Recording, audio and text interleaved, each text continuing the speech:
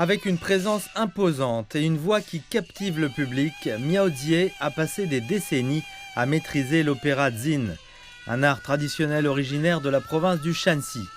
Mais au-delà de la scène, elle se passionne également pour la préservation de cette forme d'art historique. Lors des 2 sessions de l'année dernière, Miao Jie avait soumis, en tant que membre de la CCPPC, 3 propositions axées sur la préservation, le développement et la formation de talents dans le domaine de l'opéra traditionnel. J'ai été ravie de recevoir des réponses à mes 3 propositions. La CCPPC a pris mes propositions au sérieux.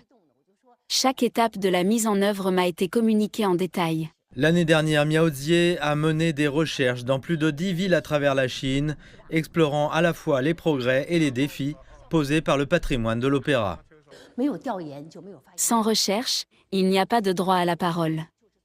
Les gens sont les meilleurs enseignants.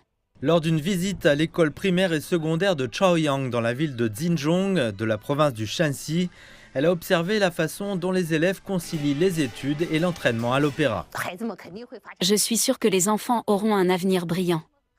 Certains deviendront peut-être des artistes, d'autres non, mais je crois que la culture de l'opéra s'enracinera dans leur cœur. Lors d'une récente réunion à Jinzhong, des artistes d'opéra locaux et des vétérans de l'industrie ont partagé leurs idées et leurs préoccupations avec Miao Jie. En ce qui concerne les défis actuels auxquels est confronté l'opéra Chitaiyang, bien que de nombreux enfants l'apprécient et soient enclins à l'apprendre, le fait de le poursuivre en tant que profession reste une préoccupation, en particulier la question de savoir s'ils peuvent gagner un revenu stable. L'opéra doit être intégré dans le programme d'études, et pas seulement introduit par des représentations occasionnelles dans le campus. Le véritable héritage se transmet dans les salles de classe. Le gouvernement a déjà adopté cette idée. La prochaine étape consistera à introduire l'enseignement de l'opéra dans les écoles primaires et secondaires, ainsi que dans les universités.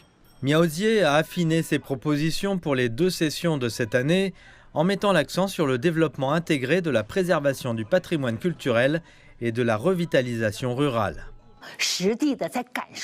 Chaque voyage de recherche apporte de nouvelles perspectives, que j'intégrerai dans mes propositions sur la fusion du patrimoine culturel et de la revitalisation rurale. Selon les chiffres officiels, l'année dernière, le Shanxi a investi plus de 100 millions de yuan, soit 14 millions de dollars, pour soutenir les représentations publiques gratuites d'opéra dans les zones rurales. Cela confirme la conviction de Madame Miao que les arts traditionnels se développent au sein de la population. Elle espère que l'opéra pourra jeter un pont entre les communautés urbaines et rurales, favorisant ainsi la préservation de la culture et le développement rural en harmonie.